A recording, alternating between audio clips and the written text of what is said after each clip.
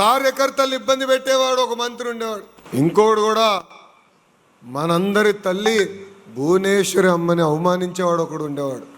నేను ఆనాడు చెప్పా, ఎర్ర బుక్కులో రాసుకుంటున్నా ఎవడిని వదలబెట్టనని ఇచ్చిన హామీ ఒక పద్ధతి ప్రకారం నిలబెట్టుకుంటూ వెళ్తున్నా. అన్నీ చేశాను అన్నట్లు, చెయ్యాల్సింది ఇంకా చాలా ఉంది. కానీ ప్రజలు కూడా ఒకటి గుర్తుపెట్టుకోవాలి, కృష్ణా జిల్లా అంటే ఒకప్పుడు గౌరవం ఉండేది. కృష్ణా జిల్లా నుంచి నాయకులు వచ్చారంటే అబ్బా సుభాష్ అనేవారు. అలాంటిది 2019 నుంచి 24 మధ్యన బూతులు మాట్లాడే నాయకులు వచ్చారు, మహిళల్ని అవమానించే నాయకులు వచ్చారు. దానివల్ల మన కృష్ణా జిల్లా పరువు పోయింది. ఇది ప్రజలకి మనందరం చెప్పాల్సిన బాధ్యత ఉంది. 2025లో జరిగిన మహానాడులో మారుతున్న కాలానికి పార్టీ ఐడియాలజీలో కూడా కొంత మార్పు రావాలని నేను ప్రతిపాదించాను. 6 శాసనాలు తీసుకొచ్చాం. దాంట్లో తొలి శాసనం కార్యకర్తలే మా అధినేత. మీ అందరూ చూశారు, మన జరిగిన పార్టీ ఆవిర్భావ దినోత్సవం అప్పుడు కేంద్ర మంత్రి అయిన రామ్మోహన్ నాయుడు కింద కూర్చున్నారు, రాష్ట్రంలో ఉన్న అనేక మంత్రులు కింద కూర్చున్నారు. మన జాతీయ అధ్యక్షులు పక్కన కూర్చుంది తెలుగుదేశం పార్టీ కార్యకర్తలు.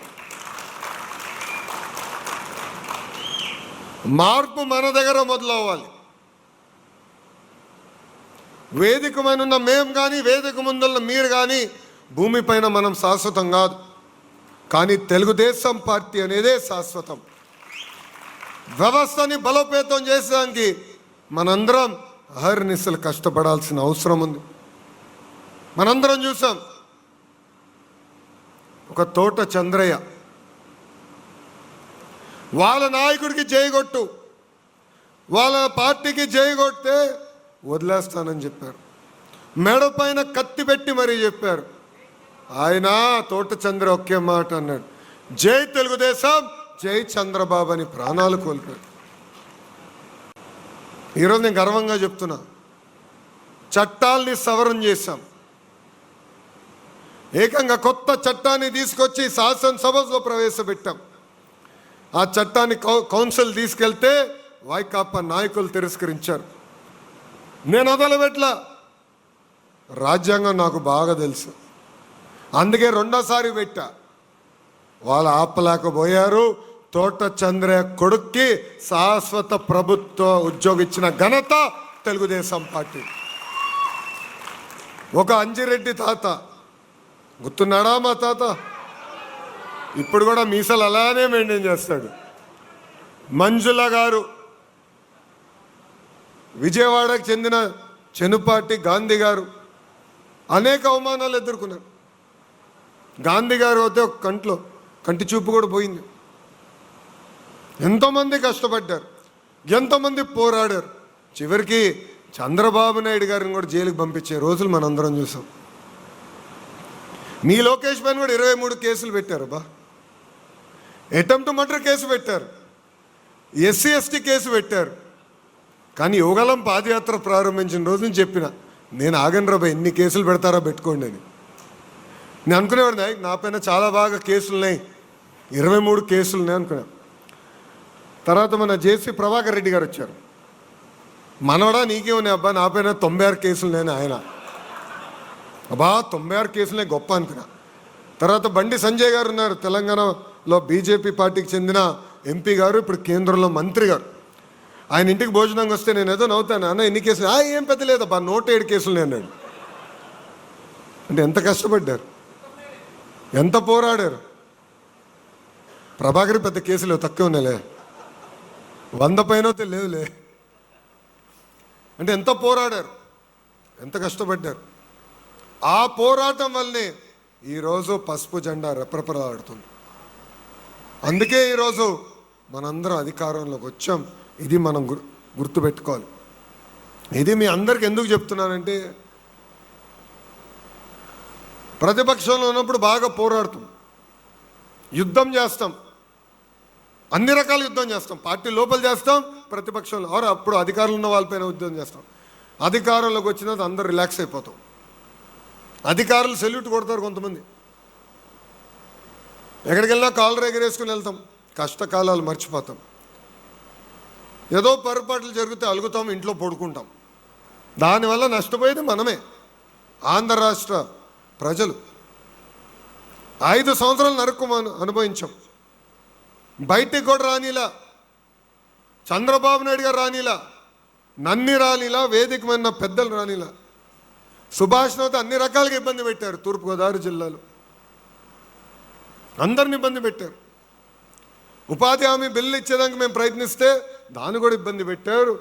గురుమూర్తి గారు పర్సనల్గా తీసుకుని ఆనాడు పోరాడి చేశారు. అందరం కష్టపడ్డాం.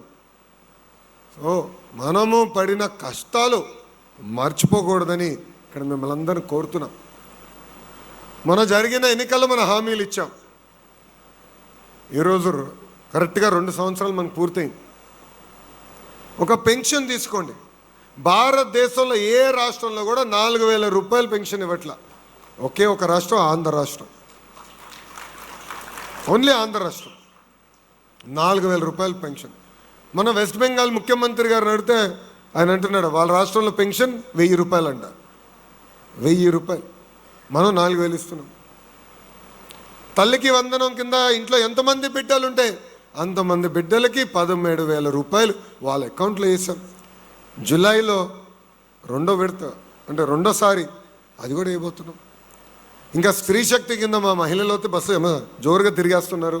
ఇంకోటి దీపం పథకం కింద ప్రతి ఏటా 3 గ్యాస్ సిలిండర్లు అందజేస్తున్నాం. అన్నదాత సుఖీభావ కింద వారం కూడా అవ్వలేదు అనుకుంటా డబ్బులు వేసాం. మా చేనేత సోదరులకు అయితే హ్యాండ్లూమ్ ఉంటే 200 యూనిట్లు కరెంటు, పవర్ లూమ్ ఉంటే 500 యూనిట్లు కరెంటు అందజేస్తున్నాం. అన్న క్యాంటీన్, మత్స్యకారుల సేవలో, ఆటో వాళ్ళ సేవలో, ఇంకా మెగా డిఎస్సి ద్వారా 16,000 పోస్టులు భర్తీ చేశాం. 6,000 కానిస్టేబుల్ పోస్టులు కూడా భర్తీ చేశాం. ఇప్పుడు ఏకంగా 10,000 ఉద్యోగాలతో జాబ్ క్యాలెండర్ కూడా ఇచ్చిన ఘనత మన ఎన్డీఏ ప్రభుత్వాన్ని. సంక్షేమే కాదు, అభివృద్ధి కూడా చేస్తున్నాం. అన్ని రోడ్లు వేసామని నేను అన్నట్లే. 5 సంవత్సరాలు కనీసం గుంట కూడా పూడ్చలా. గుంటలు పూడ్చేదానికి 2,000 కోట్ల రూపాయలు ఖర్చు చేయండి స్వామి.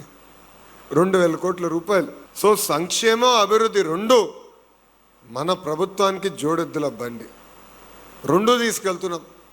పెట్టుబడులు తీసుకొస్తున్నాం. నిరుద్యోగ యువకులకి ఉద్యోగాలు కల్పించే లక్ష్యంతో మేము పనిచేస్తున్నాం. ఇంకో పక్కన కార్యకర్తలకి ఇప్పుడు ఏకంగా ప్రమాద బీమాలో చనిపోయిన వారికి 5 లక్షల రూపాయలు ప్రమాద బీమా అందజేస్తున్నాం. గతంలో ఏదైతే దొంగ కేసులు పెట్టారో అవన్నీ కూడా ఇప్పుడు చూస్తే సుమారుగా 80% కేసులు మేము తీయేస్తాం జరిగింది. కొన్ని కేసులు ఎఫ్ఐఆర్కి వెళ్ళినాయి, ఛార్జ్షీట్ అయినాయి. అది న్యాయ పోరాటం చేసి మిగిలిన కేసులు కూడా తీపిచ్చే బాధ్యత నేను తీసుకుంటానని కార్యకర్తలందరికీ నేను హామీ ఇస్తున్నాను. కార్యకర్తల సంక్షేమం కోసం 160 కోట్ల ఖర్చు పెట్టిన ఏకైక పార్టీ తెలుగుదేశం పార్టీ.